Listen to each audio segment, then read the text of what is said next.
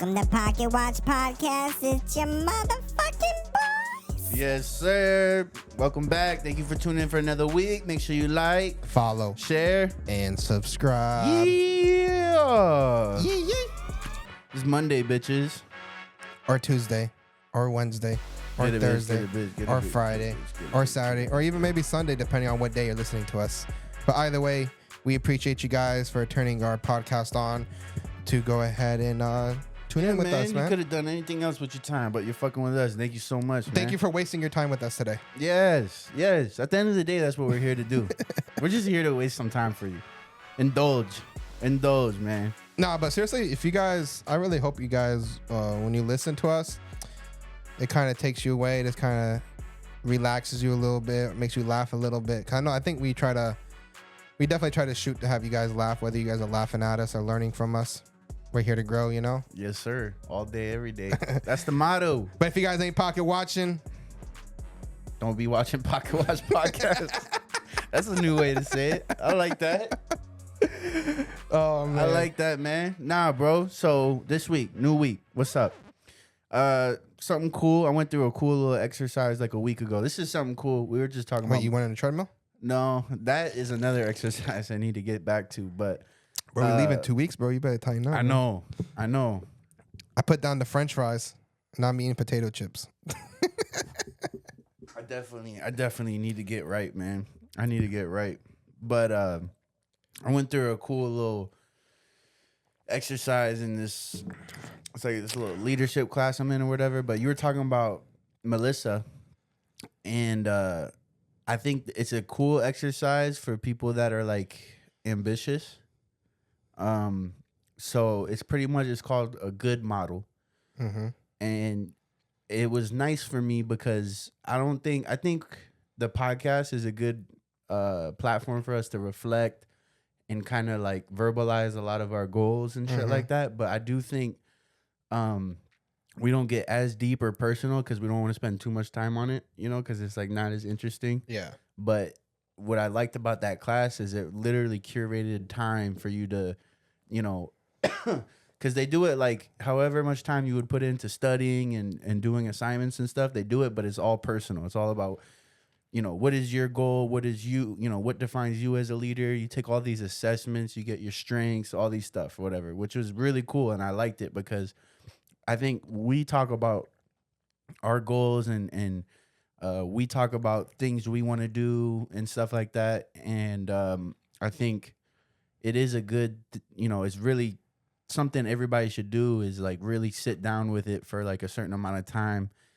and go through it. And the hard part with when I say quote unquote go through it is there's not like a structure of how do you go through it. You know, cool. You want me to sit down and think about my goals and shit, but like give me some type of blueprint to kind of think about it and talk through it that kind of helps me get what I want to get out of it.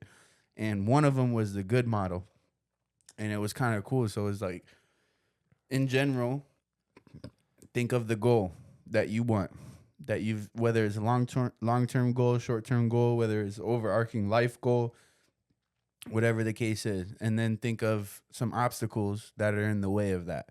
Start defining what are some of your obstacles and whatever the case is. Then start defining some options to get over the obstacles. And then the last one is do, which is like kind of like start making some commitments within the next week or month or so of what you're going to do to kind of get through those obstacles or achieve it. And I thought it was kind of nice. And I think it's good for like even any of you guys listening. You feel like you're ambitious. You feel like you're not. You feel like you think you have a well-defined goal in your mind, especially the bigger ones, the more general ones. This exercise is really nice because I have kind of like bounced back and forth on like what I want to do or what my goal is, but it's always been very much position based. And recently I've been kind of getting away from like titles that I want and like trying to lean more into like what is the purpose or what is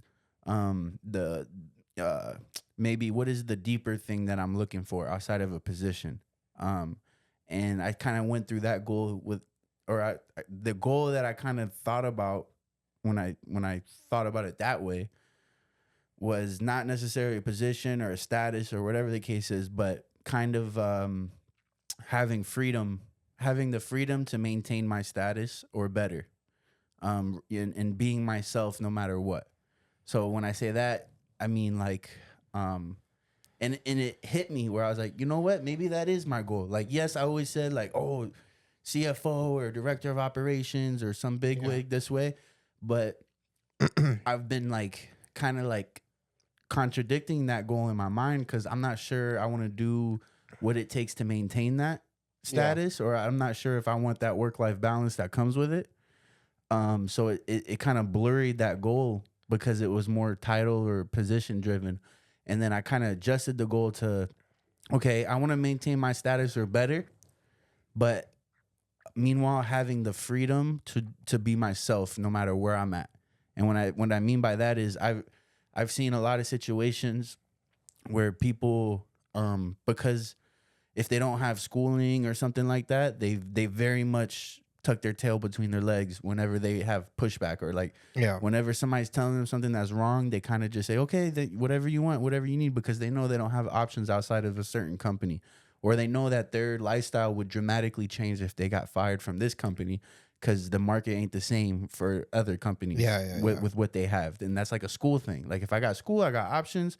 You could let me go today. I could pick up the same job tomorrow. Like that's part of the things that I'm looking for, where I'm like, I really want that. And there's that. I kind of like, when I was going through that good model, some of the reasonings behind why I think that's my goal is like my pops. When I was a kid, when I was younger, he had a business and I saw him lose everything. Like I saw his business go under, go bankrupt, lose everything. And it was all because he was too stubborn to kind of pivot and do something else.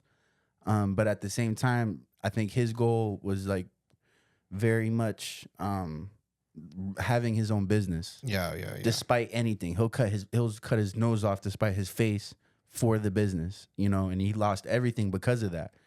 And I think that was a seed for me why I think that this is one of my overarching goals. And then also, like I said, even in my company, I think there's a lot of people that are really good at what they do and they get paid well for it. But I do think that they know that they won't make that same money anywhere else. Mm-hmm. And because of that, they're sacrificing their opinions or their happiness, or like they'll eat way more shit because they know they don't have as much options. And I don't ever want to be in that situation. I want to always be myself. I want to always say my piece. I want to always, you know, even if somebody, don't get me wrong, life's not perfect.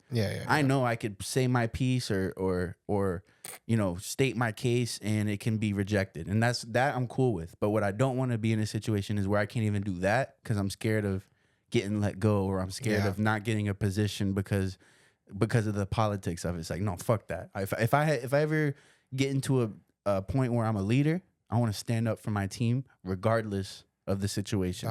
And I see that a lot where some leaders can't even stand up for their team because they're so focused on keeping their position, or they're so nervous that they're going to they're going to lose this position, and they, you know, and they end up not standing up for their team and stuff like that. And it just depends. The more toxic the workplace, that's the other thing. If you're in a toxic workplace, standing on morals and standing on what you think needs to happen, regardless if you get let go because you're not fitting in with the culture or whatever, is big for me. I think that's really cool. Like really changing the culture of a company. And if people don't like it and you get let go, having the confidence and freedom of being able to maintain your lifestyle or better. Those are all like little things that trickle into that goal. Yeah. And it was really cool for me. I'm speaking on it now because it was, I think it was a really blurry goal that I knew I wanted, but it became like very solid and defined in my mind after I went through that exercise. And I thought it was pretty cool. I encourage anybody listening, do it with Melissa. Because I think it was really cool is like when you are doing good in your career and you have a lot of opportunities, that's the best time to go through an exercise like that. Because you really just define like, what do you really want? And what's it called? It's called the GOOD model. The GOOD model. The GOOD model. I'll show you. I got like more shit on it after this episode, but it's pretty much goals, obstacles, opportunities, and do. Okay. That's the acronym. And it's all, there's like kind of like verbiage within each acronym that kind of like gives you the guidelines of how to talk through it. But it was kind of nice for me, and it was, I think, was kind of motivating too, because I think taking positions out or titles out and putting more of that into it, like more deeper meaning, purpose, you know, what you want out of life with that goal, is really nice for like those that are ambitious, because it starts to make you really appreciate the journey of it. And I think even if those titles or whatever the case is your goal, I think the titles and all those other things are things you happen to achieve as a result, not necessarily. Yeah. You know, it shouldn't be the goal. It should be something that's a byproduct of a bigger overarching thing. Yeah. And I think that's where my true happiness career-wise will come in, is when I know I have freedom and security. Like if I love my life and I love everything we're doing, I don't want I don't want it to be hanging on a string. I want that shit to be like solid. And no matter what happens, I could go do this, and we're not flipping our house around, or we don't have to sell our house if I lose my job or whatever. And the cool part about it too is, okay, what are your obstacles and what are you going to do about it? It kind of made me realize where I'm short on my goal. And like getting the MBA was one thing, which is really cool. Like it kind of gets me towards that goal, right? Which is nice, because before I'm looking at the MBA, like, I don't know if it really gets me better position for a CFO or a better position for this. But what it does do is it gets me closer to that other goal of having the freedom and maintaining a lifestyle, which is like, okay, now I'm seeing this way more positive. And some of my obstacles, I do think for that is expertise, because I think, hey, like personally, you know, whenever I interview or do a job, I think I do really well. I think if I could get the job, I think I could do really well, just from a people person standpoint, from you know, I think I can blend into a lot of different cultures, different workplaces. But the thing that I'm lacking, like some of the obstacles that I defined in it, was like expertise. So I think like accounting and MBA is great, but like if I could get a couple more certifications, now I'm matching my expertise. I'm matching the resume up with who I am as a person in the workforce and stuff. Yeah. And I think that's when I really get that I got options. I got freedom. And then after that, I could care less what happens as long as I maintain my same lifestyle or better. Yeah. And then like the last acronym DO is like making a commitment within the next month, week or so.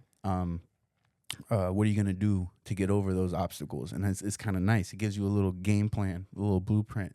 And yeah, I just thought it was kind of nice thing to go through. So that's pretty cool. Did they do that at the end of your program type of thing? Yeah. That's kind of like a great time to do it too. Yeah, it is. It's really cool because you get real deep. And I think they say like the purpose of it is to kind of plant seeds and get you in a process of learning after school and getting, you know, sharpening. Here's different ways you can sharpen the steel outside of these classes and stuff like that. And yeah, man, it's already got me thinking of certain certifications. It's made what I need to do next more clear. Yeah. And that's what's really nice about it, because I was always attaching titles or positions to what I should do next. And I think it was nice because it's like, no, attach a lifestyle or a level of happiness because of security or options or freedom with the next steps that you're doing. Yeah. And it made it way more clear. It's like, yeah, MBA's nice general, nice little expertise checkbox. Next thing is what other maybe more specific but still general enough for different areas certifications can I get to keep checking off the expertise, because that's where I'm lacking. At our age, even Melissa, we're constantly battling experience. So that's why I am focusing on expertise. And then once experience is there, it's just something that you can't build on. It just takes time. Yeah. You know, so it's like, don't worry about that. Worry about the expertise. And then also, you know, keep leaning into your strengths as a people person and getting shit done and whatever the case is. But it's made those things really clear. And I think it was like really refreshing and honestly like motivating when it becomes clear. You know, when it's clear like that and you don't have all these other like thoughts about whatever, whenever you don't have a well-defined goal, you can really fucking achieve it. Yeah. You know, it's kind of, it's like if you're going in to a game, obviously your goal is to win. And then if you're just doing what, playing it however you can just to win, it's a lot different than when you like really get a game plan together. Yeah. And then you're going in with intentions. And it's like, setting a goal is very important, but then like defining the steps to it is maybe that much more important. Yeah. So yeah. That's pretty dope. Yeah, it's an interesting little process. But all right. Little pocket watch. Not a pocket watch segment, but definitely a pocket watch conversation. Caitlin Clark signed with Nike, right? Yep. Nice has deal. Yeah. But before that, I wanted to talk about every offer Caitlin Clark got before signing with Nike. So Puma, she walked away when told bidding would start at $3 million per year for Puma, $3 million per year. Adidas was offering 4 years for $6 million per year. That's Under nice. Armour was 4 years, $16 million per year.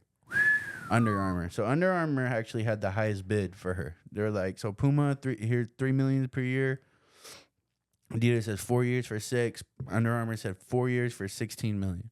So Under Armour really put out for her. And then she inevitably signed. Did she officially sign yet with them? Oh, actually, no. Adidas was 4 years for $6 million total. So that's 16 million total. Yeah. And then Under Armour was 4 years, $16 million total. Okay. So that's what, 3 point something mil? Yeah. No, it's $4 million per year. 4 times 4. Yeah. So that's $4 million a year. And then she inevitably signed with Nike for 8 years, $28 million. Which locks you Total. in longevity, 8-year contract. Which is like because she can get injured in 2 years, longevity, and that's right around $3 million, so a little less annually, but longevity. And on top of that, they also have talks of her possibly having a signature suit. And that's the big one, because that's it's like, huge, bro. Because that right there can make you fucking $28 million off a rip, anyways. Yeah, it's like I wonder how much less she would have taken from Nike just with the shoe deal alone. And I think that's huge because I could be wrong, but I think she'll be the first women's basketball player that has a shoe deal with Nike. Well, I think there is one. There is one Who? other. I forgot what her name is, but I know there's some NBA players that have rocked it. They have their own signature shoe? No. Like That's what I'm saying. There's a WNBA player with a signature shoe. Oh, really? And there's some NBA players that have rocked it, which is cool. Okay, I didn't know that there was another one. Who has? But the, none who of has them. I forgot who it was, but none of them were Caitlin Clark. Yeah. And this was something cool and big. I felt was Caitlin Clark's got a swag just with the way she plays, right? So like players like that, when you come out with a shoe, like that's big. You know what I mean? Like just the way you play draws somebody in. There's a swag to just the way you play. That shoe's got to be fire. That's something that I think Steph Curry missed on because he came out with a shoe, but it's an Under Armour shoe. And it's kind of hard, man, because it's like people ain't really rocking Under Armour like that. Nah, like to play basketball, yeah, but like not to like go out to the clubs or the movies like you would rock Jordans or KDs or LeBrons or something. And nobody makes a better shoe than Nike. And I was thinking when I saw that, where it's like, man, Caitlin's got a hit on this shoe. Like they got to put in some work. They got to make sure this shoe comes out fire, bro. Not just that, but also her hype. Yeah, they were saying that I forgot what the exact quote was, but her jersey sales in like a 24-hour period was like more than like all NFL teams, all NBA teams. No, it was the Dallas Cowboys. So she sold more jerseys in that 1 day or 2 days, whatever it was, than the Dallas Cowboys for the whole season. It was a multiple teams. Like they had like different. They did that's crazy, bro. That is crazy. It was crazy. I saw like different teams that they listed because like they were like specifically doing different things. But yeah. And it's bro. If the shoe's fire enough, I'd rock some Caitlin Clarks all day. Yeah, that'd be really cool, bro. They have something there. If they just gotta make sure the shoe looks fire. Some Clarks. Yo, you got the Clarks? Yo, right? That's funny. This is interesting to see how everything grows. The Nike Clarks. Yeah, bro. It sounds like it should be like a Croc looking shoe. You're gonna see like the Caitlin 3s. Yeah. The Caitlin 3s, bro. We should come out with because they don't always go off a last name. For like Michael Jordan, they did, but Kobe's they go by Kobe's. Yeah.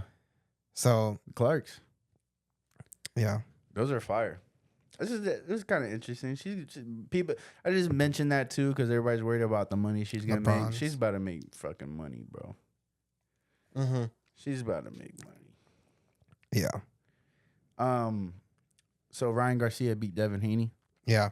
Did you see that he bet $2 Million million on himself to win the fight, and he won $12 million? Yeah. So some people are saying that he tried to pull like the what's it called? Like whenever you pretend to like suck at something and then you crush it. Yeah. So like all the like when he looks like he's coked up, he looks like he's going crazy. Everybody was saying that it was like all the front for him to kind of like sell himself so he can bet against himself. Which there's nothing wrong with that, bro. Like, so first off, I mean, if we're gonna veer into that, when I was watching all this shit like leading up to the fight, I'd noticed it's like, yo, this guy's the only guy selling the fight. Like Devin Haney was just calm, quiet, collected the whole time, which is kind of selling the fight. It's like, ooh, I want to watch the guy that's quiet, like knock out the guy that's talking hella shit. But man, like Devin Haney owes Ryan for selling that fight, bro, because he was the big. He was driving all the attention, good, bad, or indifferent. He was driving the attention to the fight, and Devin Haney's a big name. So there's that to it. But then also, yeah, like the whole like making people underestimate you. Yeah. Like if you do it in a bad way, it gets your odds down, right? Like he was the underdog, and he was probably ensuring it even more with all the antics he was doing to come in and bet on himself and make $12 million, which is fucking crazy, bro. Yeah. I saw that thing though. I don't know how true it was that he donated like 20 million or something like that to like a third world country. Oh, good for him. He should. I saw something like that, but I don't know how true it is, you know. I only seen it like twice and I was like, oh, that's dope if he did that. I wonder how it works though, because I always heard like Mayweather bet on himself all the time and stuff, but it's like, so like you see these NBA players and NFL players getting fucking like that one guy getting banned for life just for betting on himself. No, he bet against himself. Or bet against himself. He bet that we're gonna lose. You cannot bet against yourself. So you could bet for NFL and NBA, you can't gamble, period. Like you can't be gambling on football or basketball. Yeah. Even some guys are getting suspended for a year or 6 months. Like if they're gambling on other sports. So boxing is like one of the only sports where like it's okay if you're gambling on yourself. But you can't just bet against yourself because then like you can prove that you could throw the fight. Yeah. But it's like if you bet that you're gonna win, it's like, okay, you have to actually perform for that. Versus if you say I'm gonna lose, then it's like that's not hard to achieve. Yeah, exactly. That's what I was gonna say. Like that's why boxing is a shady sport, bro. Like there's a lot of that shit going on, man. But yeah, that's dope. Why wouldn't you bet on yourself every time, right? Mm-hmm. Like, all right, let me take half of my winnings. Yeah, but if you don't win, then I guess. But that's fucking badass, bro. Turn that times what? Times 6 times that money. That's good odds. 2 million to 12 million, bro. 6. I wonder what he won in the fight. Do you know how much he actually won for the fight itself too, or no? What the pay was? Nah. But then I know he coughed up. I know he had to cough up 1.5 million for weighing in.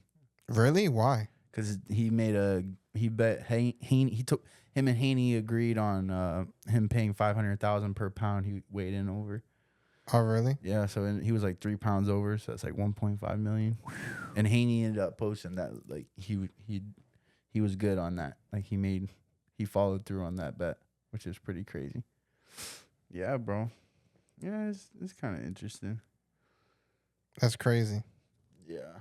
And I heard on fight day that Haney was way heavier than Ryan. I heard. Well, Garcia looked big compared to Haney, bro. I mean that's one thing that they're not doing no more. Like you could see after the fight, he was like, "Yeah, I'm never doing anything that has a hydration clause," because that's his biggest thing with Tank or whatever. Is like he's like, just let me make weight, but let me walk in however I want. And they were showing before and after pictures of how Ryan Garcia looked during the Tank fight, right before the Tank fight, and how he looked during the Haney fight, and it was like night and day. It's like, yeah, he was able to walk in like 20 pounds heavier than what he weighed. But Haney came in heavier than Ryan. Really? Yeah.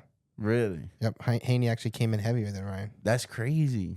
Yeah, yep. bro. It's crazy how they put on weight like that, bro. That's crazy stuff. Yeah, bro. man. I mean, there's an argument like, no, if you want to fight at this weight class, then actually fight at this weight class. But the other argument is like, that's the game. Just being able to make the weight and then I think it would be interesting to like if the rules were changed where the weigh-in is like moments before your fight. Right. And I think that would change That's the hard. game a lot. It would change it a lot, bro, because people would have to fight closer to like Their range. I think you'll see a lot more competitive fights. It's hard though, man, because that's part of the game, and there's something nice about it where it's like, Yeah, I understand. if I can weigh in there, you let me fight. That's strategy. It's like the pit stops for racing. Right. That's it's a whole nother game within the game. Exactly. It's like the pit stops for racing. Like, yeah, you know, like the technology for like NASCARs to be able to go almost a whole race without stopping, it exists, but they require them to not, for example, like the tires. Yeah, right. They've already came out, so the technology exists for like the fact that they could do almost 500 laps without changing their tires nearly as much. But the whole point of the excitement and the entertainment and then the draw for it, there's a skill to it, is the pit. Yeah. The pit stops, you know what I mean? So like now they regulate it so that their tires wear faster. Yeah, and there is like cost to it, right? Like they weren't fighting for a title or nothing, but if they were, Garcia wouldn't have won the title. Yeah, because he would have been ineligible because he didn't make the weight, you know. So there's still some cost to it, and that shit is hard. It's not like it's an easy thing. So while that stands, it's like, why not, you know? Yeah, I'm impressed how those motherfuckers can lose weight like that, bro. Yeah, man. Because that shit's a lot of fucking sauna, a lot of shit, man. It's rough. The thing too with like 140, I don't know if it goes all the way down to 130 or 125, but yeah, I mean that. Because on the other hand, it's like, well, maybe Tank should be fighting at a lower weight class so he can get, you know, bulk up to where he is actually right now. Because Tank don't fight that far away from his walking weight, like 140. Like he'll fight like right around there, and that's why he has that hydration clause or whatever. But yeah, because he knows it's not as much of it's not as hard for him. They don't have to sacrifice as much to get there. Yeah, but everybody else has to sacrifice a lot. So that's the other side of the game. If you don't have to cut weight, you stay very strong, stay very healthy. You don't have to play that whole game. Versus the other guys are trying to rejuvenate all their energy and shit by the time they have to get in the ring. Yeah, no, I love that shit though, bro. Especially UFC. It's like, see these big motherfuckers just. It's huge for them, bro, because like they don't have as many weight classes. No. Like boxing, every 5 pounds has its own weight class. There's big jumps in UFC. Yeah.